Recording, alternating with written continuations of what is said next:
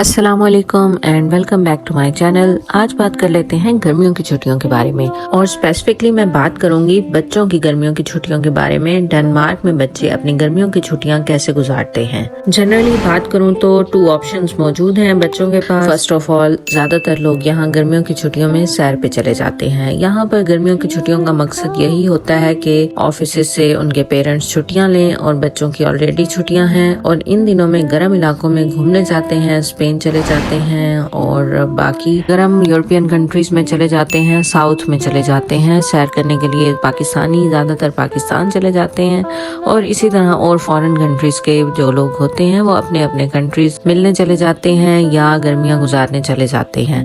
तो बाकी बच के जो बच्चे गर्मियों की छुट्टियों में कहीं जा नहीं सकते तो हुकूमत ने उनको मसरूफ रखने के लिए काफी इंतजाम किए होते हैं। जी हाँ, यहाँ समर कैंप लगाए जाते हैं बड़े शहरों में। स्पेशली अगर मैं बात कर रही हूँ कोपेनहेगन की, तो यहाँ पर हर हफ्ते मुख्तलिफ जगहों पर समर कैंप लगाए गए थे। तो यहाँ पर मुख्तलिफ जगहों में एक हफ्ते का समर कैंप लगाया जाता है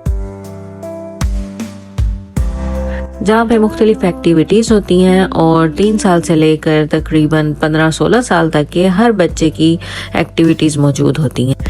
एक इंस्ट्रक्टर एक खास एक्टिविटी करवा रहा होता है, दूसरा इंस्ट्रक्टर कोई और एक्टिविटी करवा रहा होता है।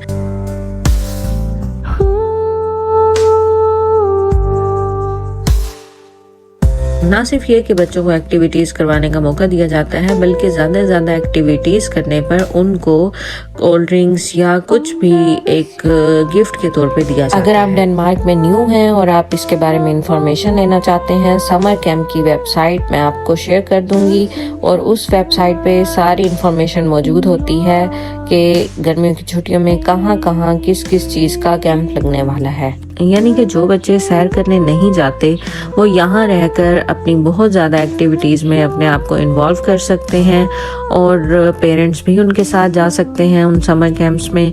और इस तरह बच्चे और पेरेंट्स मिलकर टाइम भी स्पेंड करते हैं और बच्चे मसरूफ़ भी रहते हैं।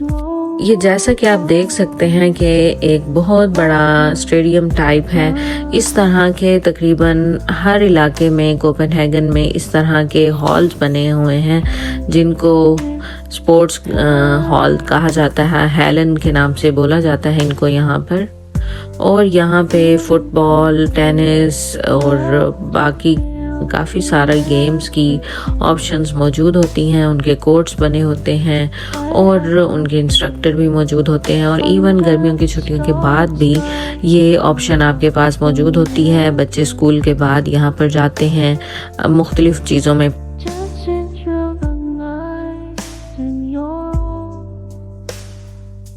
ये आप देख सकते हैं किड्स चेंजिंग रूम है, गर्ल्स का सेपरेट है और बॉयज़ का दूसरी साइड पे है।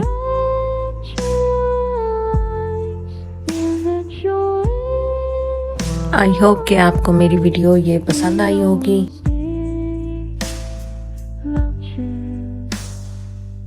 करके बताइए क्या आप ऐसी और वीडियोस देखना चाहते हैं, और अगर वीडियो पसंद आई है तो आप लाइक कर लें तो हमारी हौसला अफजाई होगी। देखते रहिए हमारा चैनल। फिर मिलते हैं किसी नए टॉपिक के साथ। और जो डेनमार्क आना चाहते हैं वो अपनी वीडियो ज़्यादा से ज़्यादा उन लोगों में शेयर करें जो डेनमार्क के बारे में जानना चाहते हैं।